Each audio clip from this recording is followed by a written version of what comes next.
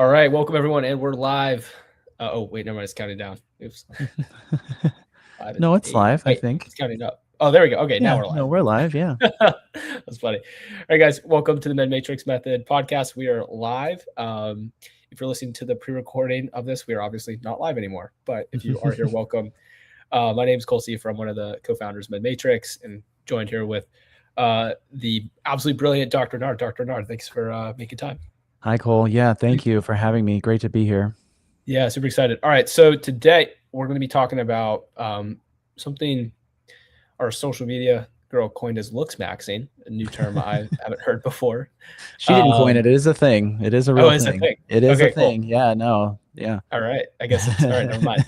Patent pending. And then the new food pyramid, right? I know there's a lot of news on The about updated food pyramid. We've always had one. So okay, the updated pyramid. So we'll Yeah. dive into that. I think that's a pretty hot topic now. So by the way, viewers, none of this is medical advice. This is simply for educational purposes only. So please keep that in mind. So first thing, what is Looksmaxxing, and how is functional medicine uniquely positioned to support people chasing, aesthetic goals like clear skin, fat loss, muscle definition in a, healthier fashion? Yeah. So Looksmaxxing has always been around, but it's been a more recent social media trend that focuses on maximizing physical appearance, specifically how attractive you are, with emphasis on self-care, skincare, dietary intake, and also workouts, specifically gym, heavy lifting, weightlifting, things like that. So there are some examples of Looksmaxxing on social media that take it more to the extreme of cosmetic surgery, but this is really we're talking about general things that are lifestyle driven. So the way that we look at this is from a functional medicine perspective, really is how does the inside reflect the outside?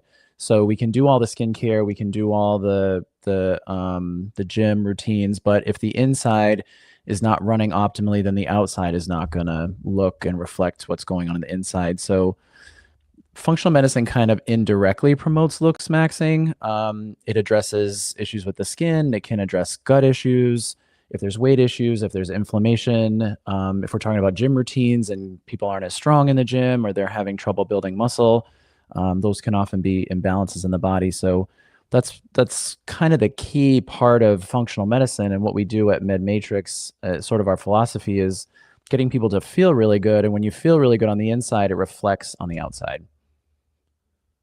Love that. What's like the number one thing that you can optimize internally that then has external benefits as far as the way you look? Diet is the biggest thing. Diet is one of the biggest things that you can change or augment to make you feel better, not only physically and mentally, but from a physical appearance perspective. So obviously, when we talk about weight, right? If you're not eating the right things, if you're eating too much or eating too much of bad food for your body, you're going to have weight gain. Another major issue here that we see, and I'll give you some examples, especially with skin health, are certain foods. Things like dairy is linked to significant skin issues like eczema, acne, psoriasis. Sugar intake is linked to poor skin health. If you're not eating enough protein, that can cause an increase in acne and other skin issues. So diet is like the main thing that you can do to improve your appearance, especially for women. Women probably know this really well, especially around their menstrual cycles. Women that are younger and actively menstruate, they need to eat certain foods depending on what they are doing in their menstrual cycle, because if you're not feeding the body what it needs during certain parts of your hormone cycle, you can physically feel worse, and then it reflects in your skin as well. All right. Gotcha. Who knew? So how does testosterone optimization, how do testosterone levels through functional medicine support physical aesthetics like, lean muscle mass, fat loss, energy, skin quality? Testosterone is a major part of what we're looking at Med Matrix, especially. We evaluate testosterone as part of the full body hormonal picture. It's not just a cosmetic thing. So testosterone optimization is really important for men and women. It changes the body composition in favor of more muscle mass and less fat. especially abdominal fat, internal visceral fat, and also fat in the chest of men. We've talked about this on the podcast before, man boobs or gynecomastia, whatever you want to call it. But if there is not a hormone optimization for men, you will have changes in the way you look with fat deposition on the body. So testosterone optimization can also improve your skin's appearance. It can improve its elasticity. And then on the flip side of that is making sure we're understanding testosterone for women, not just postmenopausal women. We talk about that group all the time on our podcast, but really understanding testosterone for younger women. I've treated and dealt with PCOS or polycystic ovarian syndrome a lot in my career. That is a dominance of testosterone for young women. And when women are more testosterone dominant in their young life, it can increase acne, it can increase their hair growth, weight gain. So testosterone optimization is really important for anyone in any part of their life. So when we talk about its optimization, it could be that we need to make it higher for certain people, or we need to regulate it. Gotcha. Okay. Yeah. Are there other scenarios where you would want to lower testosterone other than PCOS? Usually not. I mean, for men, you're never really wanting to lower testosterone unless you are giving testosterone replacement therapy for a man, and it's too high. If you are giving testosterone replacement therapy for a man at any age of his life for low testosterone, and he starts to have adverse effects like fatigue or mood issues, that can be a sign that the testosterone is too high. Also in postmenopausal women or menopausal women, when we're trying to optimize testosterone, if the testosterone levels are too high, they won't feel good. It can make you very irritable. It can cause increased hair growth. So there's definitely optimization for all ages, no matter what they're struggling with. Yeah. Gotcha. So if a patient comes to you and they're like focused on looking more attractive, what peptides are you recommending? Yeah, peptides are a big thing on social media right now, and they're gaining a lot of traction, especially in the younger generations, because they have a lot of potential to increase the physical appearance of a person, and they affect hormone receptors. They can cause muscle gain. So some of the biggest peptides that I like are ones that we offer at MedMatrix all the time. One of my favorites is BPC 157. It's a peptide that increases collagen synthesis. It improves blood flow and also enhances nitric oxide production, which promotes blood flow and healing. So it can help with skin radiance, help with muscle building. There's also hormones that we use to promote growth hormone release. One in particular is CJC 1295 with ipamorelin. This is a really, really popular hormone, especially in the bodybuilding and athletics world, because it boosts natural growth hormone, which can increase lean muscle and enhance fat loss. So from a looks perspective, right, if that's what you're trying to do, you're trying to redistribute the way your body looks with more muscle mass, that's a great peptide. There's also peptides that specifically stimulate skin and collagen synthesis. So one of my favorites is copper peptide, or GHKCU. It's a very common, popular peptide that's being used right now to stimulate collagen, improves skin firmness, reduces wrinkles, reduces redness. So from a purely aesthetic or visual perspective, that peptide works really well. But then these other peptides I've mentioned are really great at the internal stuff of how you're physically appearing, your body habitus and your morphology. So peptides are a great way to Looksmaxx, and they definitely add a certain level of enhanced Looksmaxxing effect from both the inside and the outside. Yeah, really awesome stuff. We use peptides all the time at MedMatrix. They're one of our favorite things we do. Yeah. What about gut health? How is gut health tied into your level of, or just how attractive you are? So gut health is really important. I mentioned this a little bit earlier from like a nutrition perspective. So the way you eat, it changes your gut. So if you are looking for skin clarity, if you're looking for reduction in acne, what you put in your body is going to matter. And that is an unfortunate piece that the conventional medical community doesn't really appreciate. I use the example all the time of like a goldfish. So if you have a goldfish and the tank is dirty, right? What do? Well, you change the water. You don't medicate the fish. So, and then the same reason why we water our plants with water and not like soda or juice or Okay. something. So, Yeah. what you put in is a big reflection of the outside. So, if you have intestinal imbalance with your gut bacteria, it can affect your ability to digest. It can cause bloating. It can cause inflammation or puffiness. I mentioned earlier that some of the biggest skin inflammation and skin conditions are caused by dairy, gluten, sugar intake.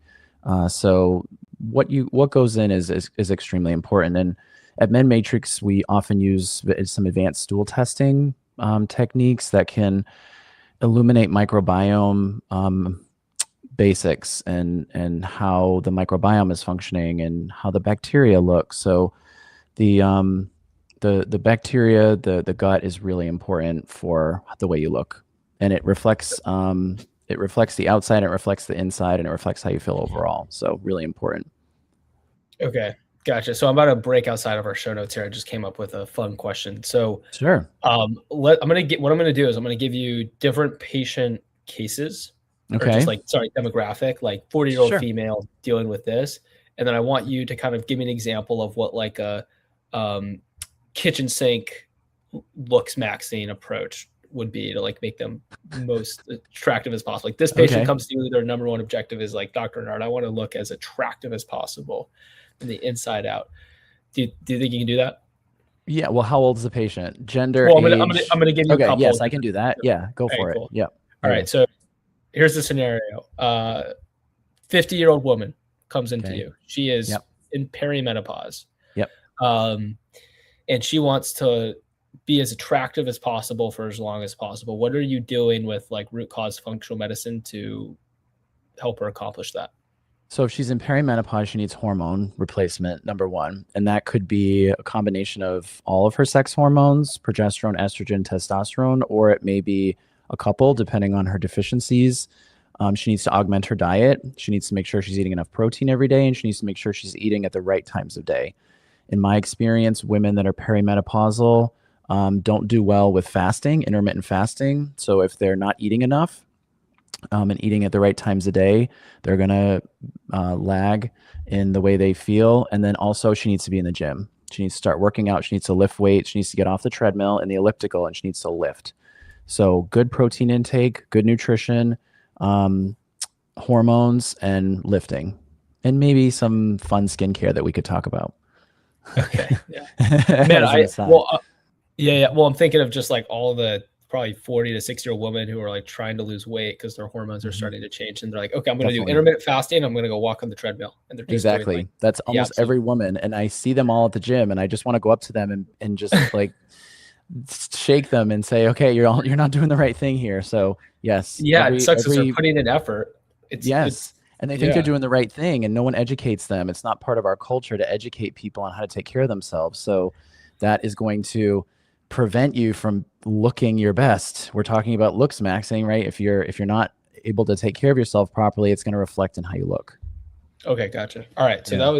that was a fun one. Now let's do the 20. Let's do the 30-year-old girl who just wants to look as attractive as possible, but wants to do Okay. it naturally. What is like kitchen sink approach to help her Any health accomplish issues that we know of? that? Just general wants to be healthy.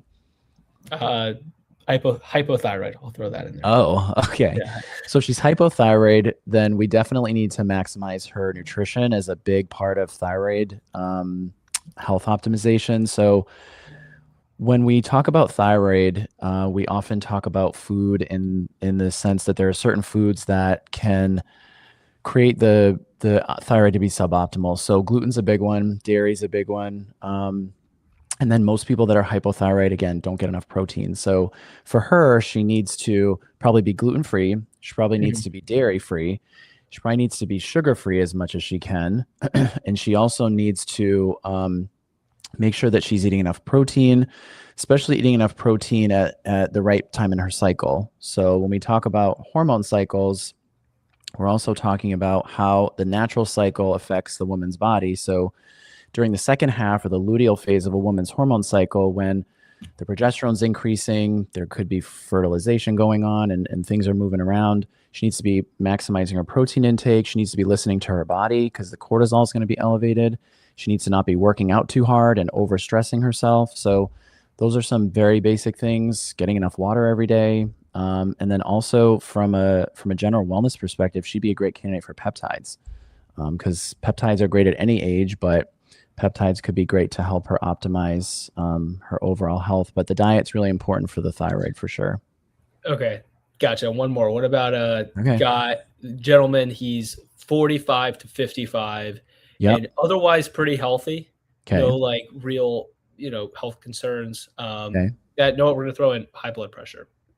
Okay. High blood pressure, and he wants to be as attractive as possible and look as good as he can as time goes on. Okay. So if he's 45 to 50, or is that what you said, right? 45 to 50. Let's just assume that his testosterone is on the low side of optimal. Maybe it's not low, but it's suboptimal. Over the age of 30 to 40, men lose about 1 to 2% of their testosterone every year till they die. So if he's 40 to 50, he's lost some. So if we improved his testosterone level, he might not actually need testosterone replacement therapy, but there's things that we could do to improve this testosterone through lifestyle, certain supplementation, zinc, vitamin D, high protein intake, weightlifting. So optimizing the hormones is really important. But as I said, weightlifting, that's another big thing for men. If you want to look and feel your best as you age, lifting weights is the key. Cardio is part of working out, but we were built as humans to lift things, to have muscle mass. So if you want to live to be 100 and feel good, you have to be strong. There's studies that show the stronger you are, the longer that you will live. So especially for men, if that's what they're looking for, physical strength is a huge part of anti-aging. And then also peptides for a man in that age are great. Some of the growth hormone peptides that we talked about, where they can offset the lean muscle mass to fat, those would be great options. Gotcha. Okay. Yeah. Great job. We got a comment Thanks. here. Okay. Do your patients mainly come to you for aesthetics, Dr. Renaud? Why don't you answer that? No. I used to do aesthetics in my previous life as a clinician. I did the Botox, I did the filler. It is fun, but it's not as like brain stimulating as I would have liked. It is really fun to make people feel really good, but it's more fun in the current work that I do to change their life, which can encompass them feeling really good. So most of our patients that come to MedMatrix, their chief complaint is not wrinkles, but we do offer aesthetics in the clinic. But for what I do and what the other clinicians are doing, they're not coming to us for that. So that might be part of it, from like an internal drive of people. Maybe as they age, they want to look better, but that might not be what they say. They might not say, oh, I don't like the way I look, so help me. They're telling us really that they don't like the way they look by telling us, I'm gaining weight, I'm feeling really tired all the time, I'm feeling sluggish, I can't fit into my clothes anymore, I'm puffy when I wake up in the morning, my hair's thinning, my skin is not great. So it's not necessarily fixing their aesthetic. That's not the chief concern, but it is just not directly, if that makes sense. Yeah, well, your health is directly related to the way you look, right? I mean, Correct. People, Yes. Healthier, shiny skin, hair, Yes. just your weight, like these things make you look more attractive, or generally the healthier you are. Yeah. There's great information that's been going around social media lately. If you look at photographs or videos of people on beaches in the 1970s or even sooner, no one was overweight. Nobody. If you go to the beach now, almost everybody, like 70% of people are overweight. So the way you look has directly affected how you feel. But what's happened over these years is we've put worse things in our body, poor quality food. So when we're trying to improve the way people look, we're always starting from the inside. Yeah. Well, and then it reflects the outside. Yeah. And I think, like, imagine the way your primary care would look at you if you went in and you were like, hey, primary care doctor, I want to look younger. They'd be like, yeah, hey, don't talk they wouldn't know where to start. And I always, my slogan that I've always said for years is, shouldn't your doctor be like the healthiest person that you know? both physically from the outside and in the inside? Shouldn't they look the healthiest, right? Would you go to a doctor that doesn't look healthy or is overweight or is very physically not fit? Would you want that for your dog? I wouldn't. So, but that's not the way we look at healthcare. So Yeah, definitely geez. PCPs are not going to tell you how to be more attractive, whether it's Yeah, physically, aesthetically, they're not going to do that. No. yeah. Well said. I mean, if you guys are watching live and you're looking to work with providers who are really healthy, like Dr. Renaud right here, go to I'm trying. MedMatrix. Go to MedMatrix and click get started and book a call with one of the patient coordinators. Yeah. Cool. Let me wrap up the notes here. I think that's everything. Cool. Yeah, that'll wrap us up for talking about this trend of Looksmaxxing. Dr. Nard, anything you want to add before we kind of move into talking about the new food pyramid? No, nothing to add. I just want to mention that I think it's a really, obviously there's a superficial piece of this that we're talking about, and we're not talking about this in a vain way or being superficial. We're talking about it in a longevity way, right? There's obviously people that can have deeper emotional issues or trauma or self-worth issues when we're talking about the way we look or physical appearance. So we're trying not to be reductionist with what we're talking about. We're trying to be very, very specific on the way we look and the way we feel physically is a reflection of internal health, and it's a reflection of longevity. So, and I also think it's really cool that this Looksmaxxing trend has really been adopted by men, because for so long, focusing on the way you look was a woman-dominated ideology, right? Women have always been cognizant of their hair and makeup and nails and the way they dress. And now in modern day, men are taking that on, saying, I deserve to feel good. I deserve to have self-care. I deserve to feel good about the way I look. And it's not so much a feminine thing as it was once looked at. And I think that's really cool that both genders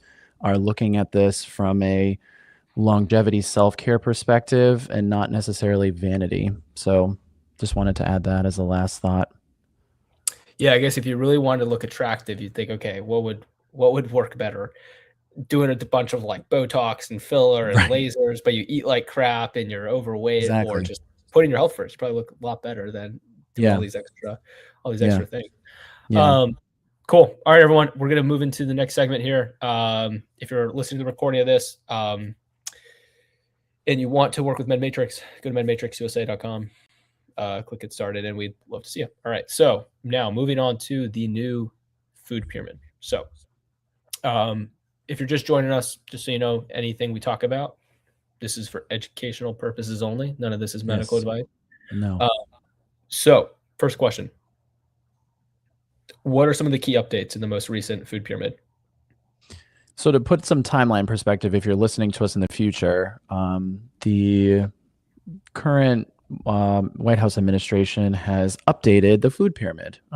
There have been new dietary guidelines for 2026. So if you're listening to this in the future, just putting in perspective, we are in early January of 2026, and there's been an updated food pyramid for 2026, and it emphasizes eating real food.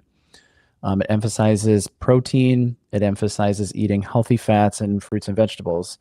So the main takeaway of the updated food pyramid, and I want to say that very specifically, it's not a new thing.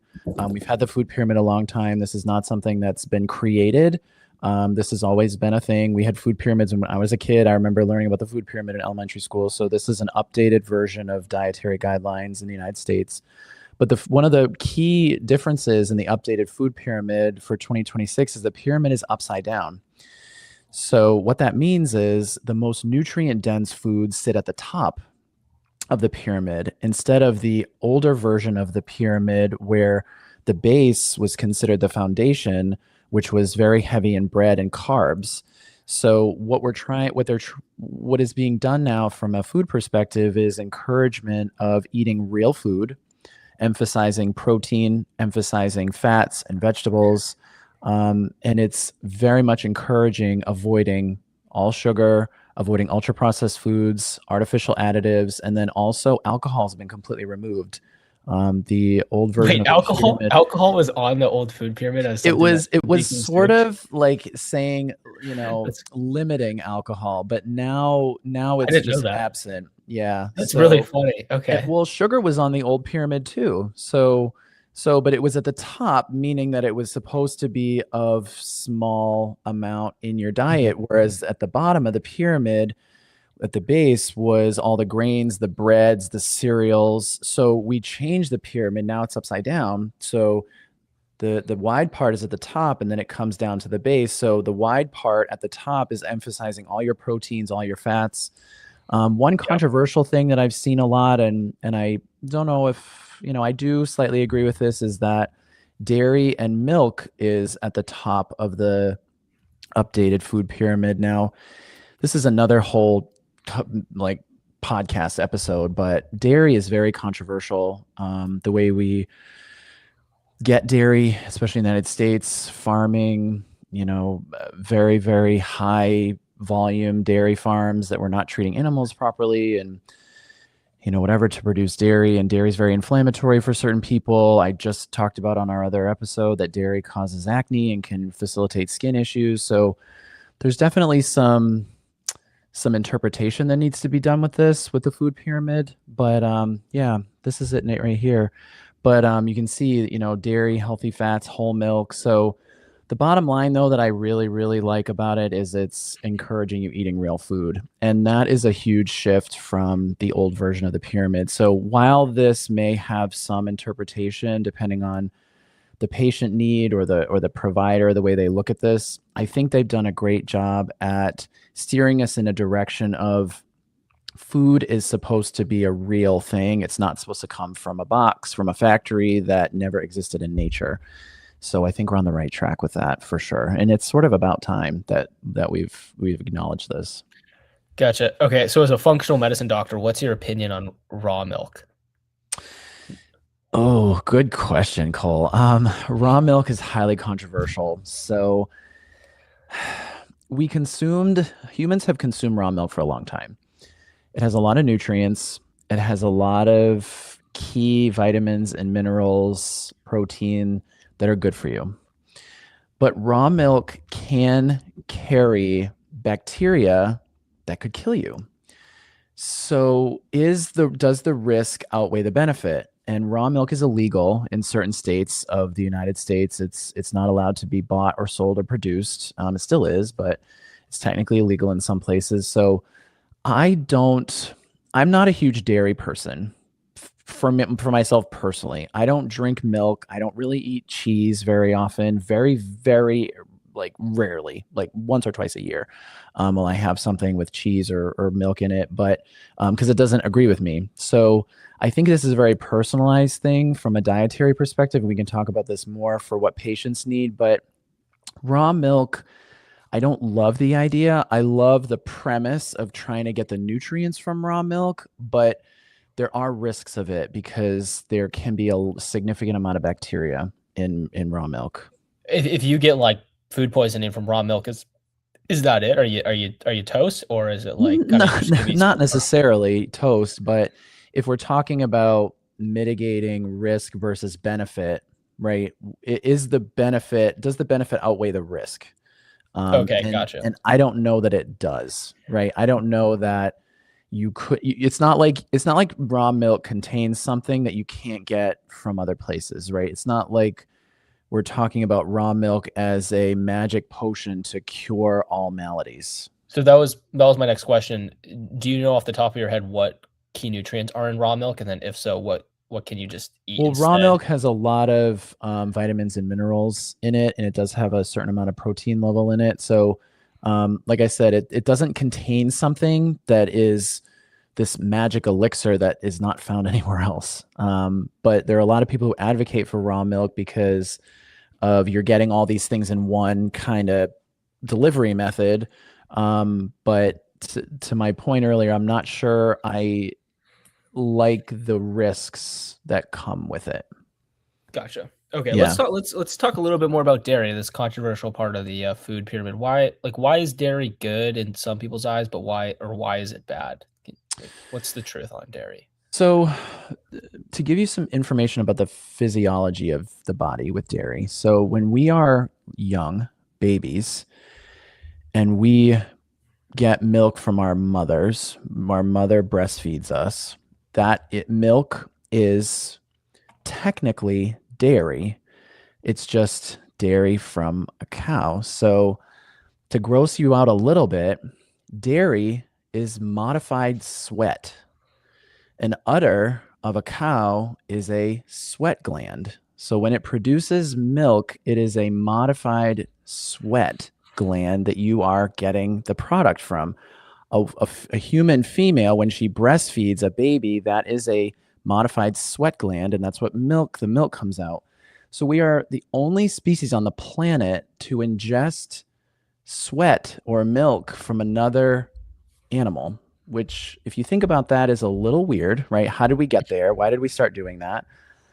But then there are a lot of dietary and health issues that are linked to milk consumption. Like I said, a lot of chronic skin conditions such as eczema, psoriasis, cystic acne can be driven by dairy ingestion. So, to emphasize my point about the physiology, we are supposed to ingest milk when we're young, but then we're supposed to grow out of it.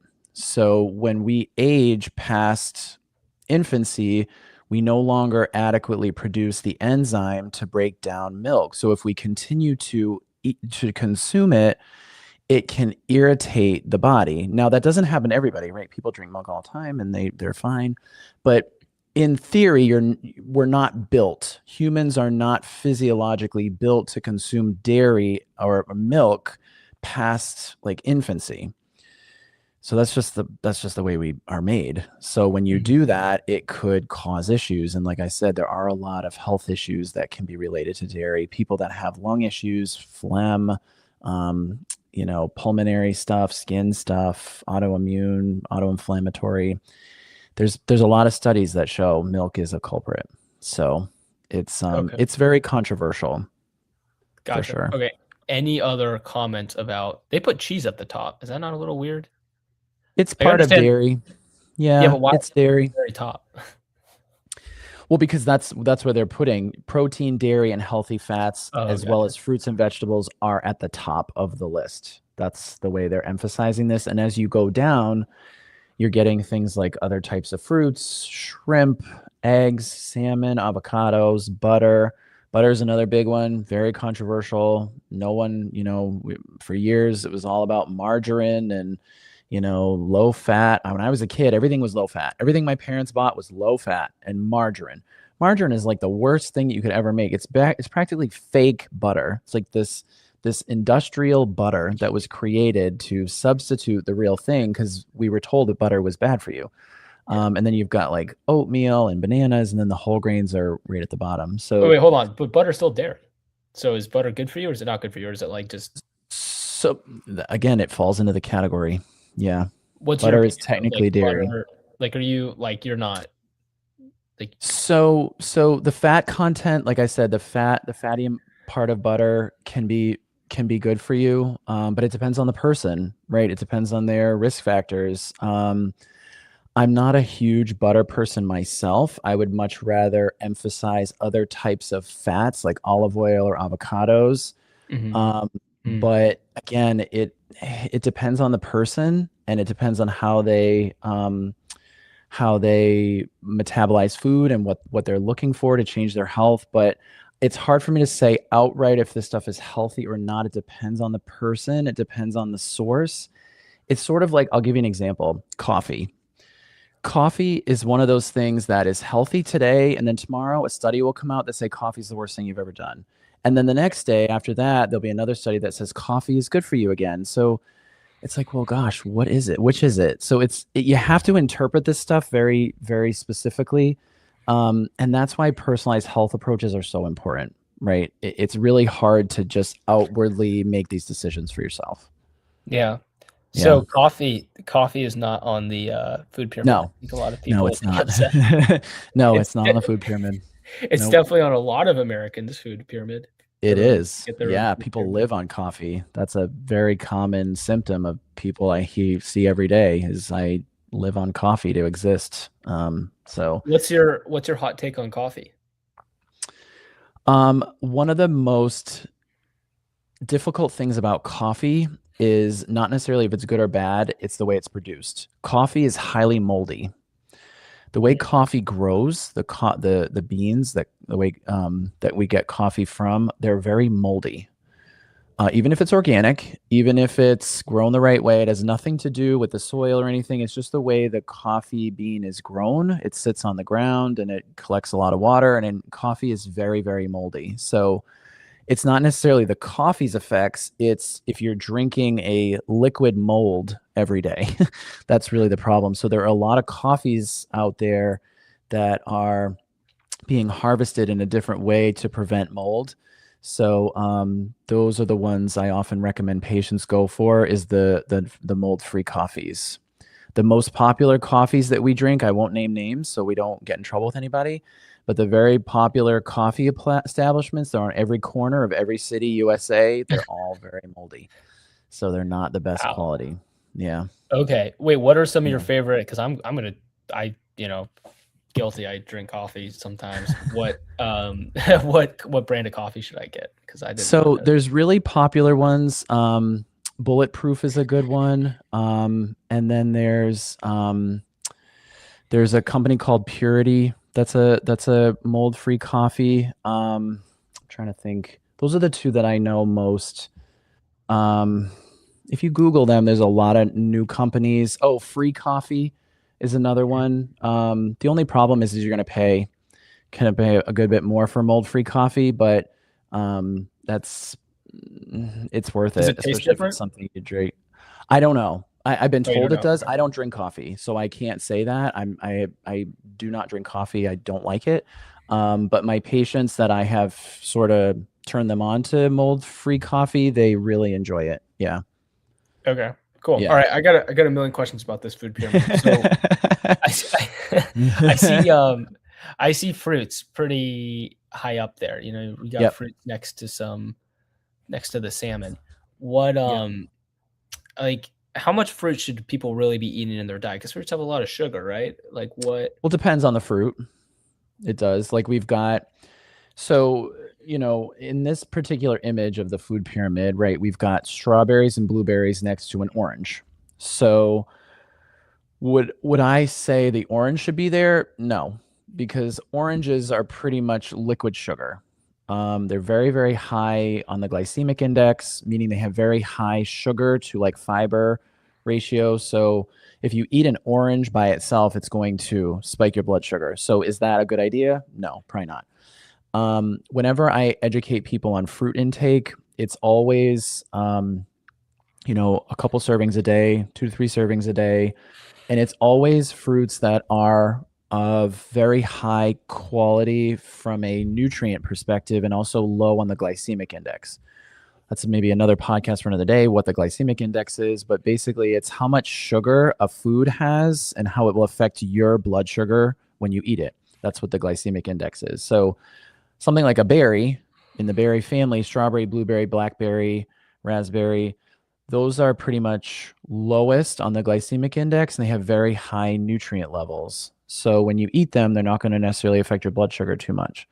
I always encourage people when they're doing fruits to pair it closely with another meal. If you're going to be eating a lunch, right? And you've got fats in there, olive oil, avocado, salmon, something with fat, eggs, something that has a fat in it, and you're eating something that maybe has a higher sugar content like fruit, the fat is going to help metabolize that blood sugar. So it's going to work with the fruit. If you eat fruit by itself, you will have that blood sugar spike.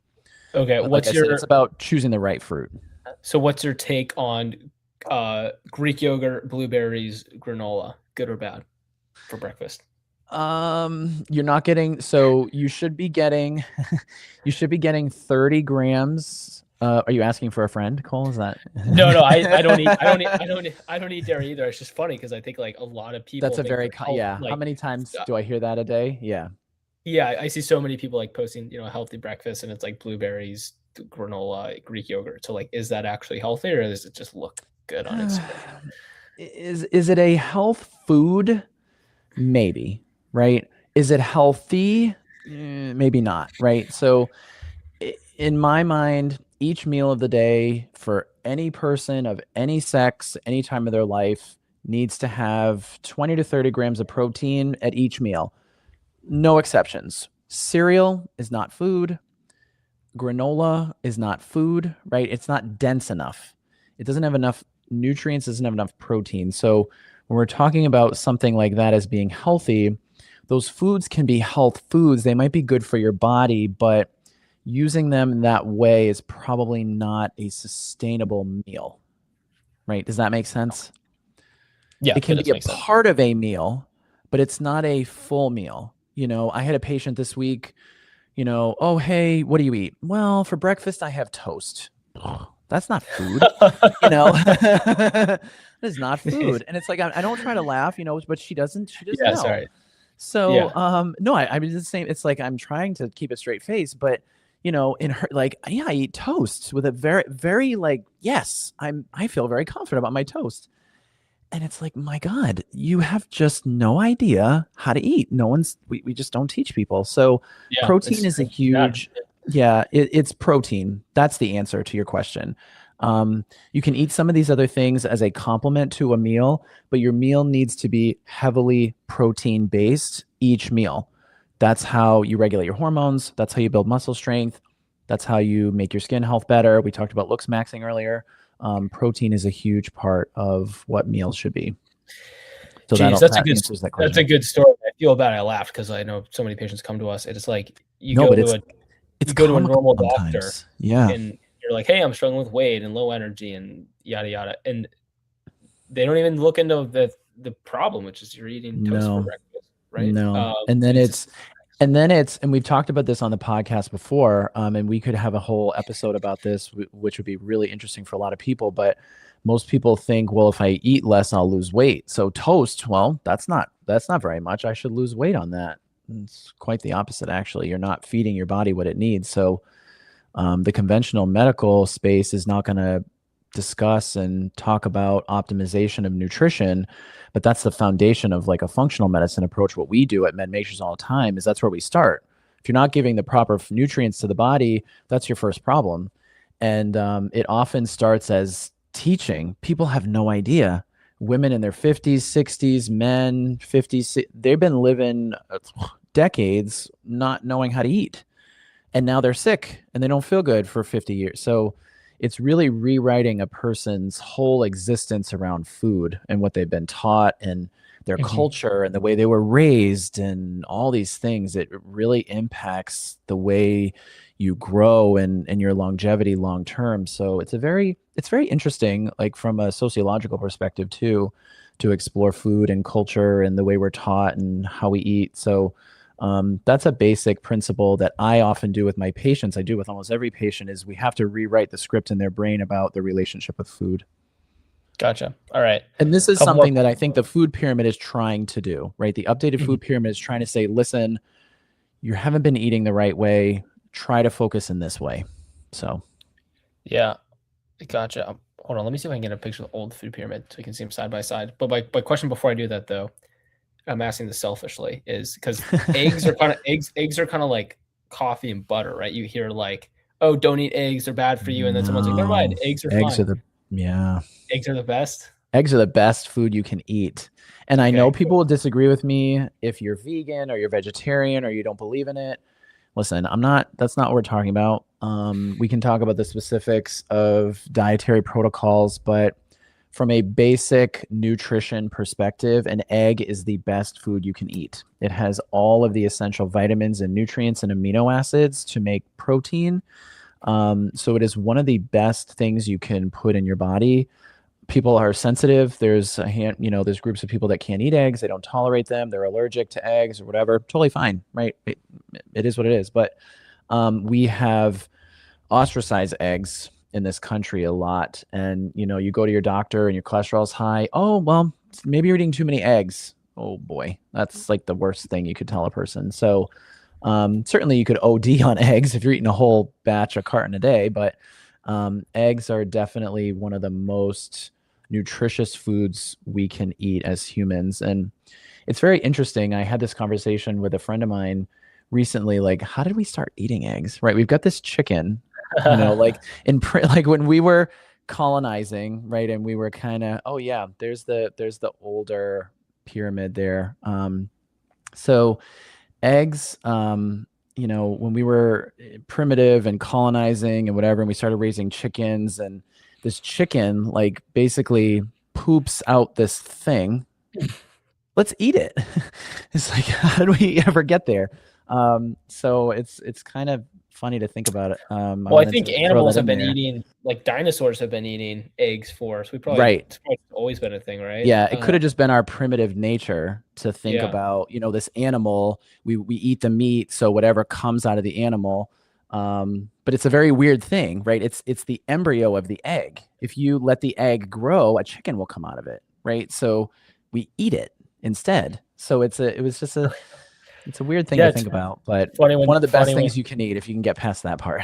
Okay. Yeah, it's funny when you say it out loud. I love eggs. I eat like probably love eggs every day. Yep, every day. Yep.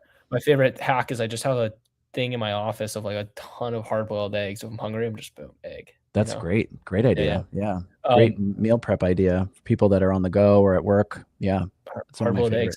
Yeah. So let's wrap up here talking about cholesterol, because you talked a little bit about like you go to your doctor, they say like, hey, cholesterol's high, stop eating eggs, here's a statin. Like, what's the truth about cholesterol? Because we need cholesterol, right? Like we need a whole nother episode on this. There's been a lot of new research in the last like 6 months that has come out. There was a huge study. I don't want to misquote myself, so I'm not going to give specifics, but I think it was like a Harvard-based study. I'm not sure though. I can find it and post it on my social media, but there's been some really big studies of like hundreds of thousands of people that have come out lately, basically saying that what we've been doing with cholesterol is totally backwards for the last 50 years or so. Because the lower your cholesterol, the higher incidence of cardiovascular disease, stroke, dementia, and death. But in the conventional medical space, we are pushing this ideology that the lower your cholesterol, the better. And a lot of my patients, actually recently, their cholesterol is too low. They're on multiple statins or they're on very high doses and their cholesterol is like barely existent. And cholesterol is it's one of the foundational molecules to build your hormones. You need it for your brain. You need it for your immune system. You need it for so many things in the body. So it definitely needs to be optimal, but it doesn't need to be too low. So this whole idea of the lower cholesterol, the better, I think we need to really we need to have a public service announcement, and then we need to rewrite the medical textbooks and the way healthcare providers are taught. Like, we need to get rid of this whole mindset, because the studies are just overwhelming that high cholesterol is not as prevalent in mortality as we thought. And it's sugar, it's processed foods, it's seed oils, it's all these other things that are really driving, chronic illness in our older age. So that's a huge, huge controversial topic right now, but the studies that are coming out really support that we have done a disservice to ourselves lowering our cholesterol all these years. Yeah. Oh, Cole, we're having trouble hearing you, man. That would be a me problem. There you are. Yep. Man, we hear that all the time. Cholesterol, all doctors supposed to put me. I go to my primary care. All they want to do is put me on statins. That's it. So we should, let's do it next episode. We need a movement. Like, we need some sort of movement, like picket in the streets. I'm not advocating for that, but like it's a huge problem, because it is thrown in the face of almost every patient I see almost every day. And, there's other ways to understand cardiovascular disease risk. There's other ways to understand, risk factors of high cholesterol or dysfunctional cholesterol. So we need to really look at this very differently. And the studies have always been there to support this idea, but they weren't very big. They weren't big, large-scale studies. Now there are these large-scale studies. So I'm really hoping that the medical community takes this seriously and says, well, crap, we are not doing the right thing. But I'm not trying to be a conspiracy theorist, but a lot of people make a lot of money on statins. So Mm. if we didn't use them anymore, it'd be a huge hit to a certain economy. So I'll Yeah. just leave it at that. Yeah. Geez. Yeah. Let's, we'll do a whole episode on that. So if you're watching now and you're live, follow. We will, if you're interested in that, we're going to be doing a whole Yeah. segment on It's a great cholesterol, high new blood pressure. research. Yeah. Yeah. It's a Yeah. great That's a good idea. one. Yeah. Cool. All right. Anyone who's live right now, I know we got a handful of people live. Comment below if you have any questions. Your questions cannot be specific. Like, should I take this medication? We can't give you guys medical advice over. We a won't live give stream. people medical advice, but we can talk about the question, but we just won't direct it to them. Yeah. So drop any questions in the comments. We'll give you guys a couple more minutes. All right. Any last? Let's put up the food pyramid here while we're waiting for any comments. While we're talking about the food pyramid, yeah. Yeah. Biggest takeaway from this whole thing. Like, what are you? Yeah. Yeah, food is one of my most passionate topics to talk about. I have really changed my entire life and the way I exist around food in the last 5-10 years, as a functional medicine doctor and as a bodybuilder. So food is such a cultural and lifestyle piece of who we are as humans. And food has really shaped who we've become and who we are day to day and how we live. So, and also economics. I mean, food is a huge economic, driver, and we just need to really look at food from a way of medicine, right? Food is medicine. The founder of medicine, Hippocrates, said that food is medicine, and disease is caused by poor food. I mean, that was how medicine was founded thousands of years ago. So I'm really glad that the updated food pyramid is stressing eating real food, eating food that is not ultra processed, eliminating and not even thinking about sugar, not thinking about alcohol. Alcohol is another really, really hot topic right now. There's a study, well, not a study, but economic data that's come out that basically saying the current generation is consuming far less alcohol, like billions upon billions of dollars less alcohol per year, which is really great. And I think that ties into our topic before of like Looksmaxxing and trying to be healthy and trying to be the best you can. And the younger generation is realizing, gosh, if I drink, it's not good for me. So I'm really glad that as a culture, we're starting to realize that what we put in our body really matters. And through social media, through the internet, we're able to share these ideas with other people that may not get it from their doctors. And I think that's really awesome, because years ago, you had to listen to your doctor. You had no other outlet of information. So if we can educate people more, if we can show them that these things that we have part of our day-to-day life, like food, which is such a big part, really influences how long you'll live, how good you'll feel. It's a huge win. So I'm pleased that we're on the right path for sure. It's never going to be perfect, right? As we've talked, we've kind of deconstructed this a little bit, the goods, the bads, but it's definitely on the right path. And it will give people that even don't have a lot of education about this topic maybe a pause to think in a way that is applicable to them, right? You don't need a master's degree in nutrition to understand this. You can sort of look at this for a face value and understand it a bit. So it's good to see for sure. Yeah, I remember them teaching this to us in elementary school. Very same. loosely, of course, but yeah. I mean that is the worst information. I mean, it's kind of sad to think. So hopefully we see some changes. So all right, that's time, everyone. Thank you so much for joining in. If you're listening to this or you're listening to recording and you're interested in becoming a patient or patient curious, head to the website and you can click get started and fill out your information online and speak with a patient coordinator. And we'd love to have you. Yeah, we'd love to have you. So with that said, hope everyone has an awesome weekend. Bye. Bye-bye.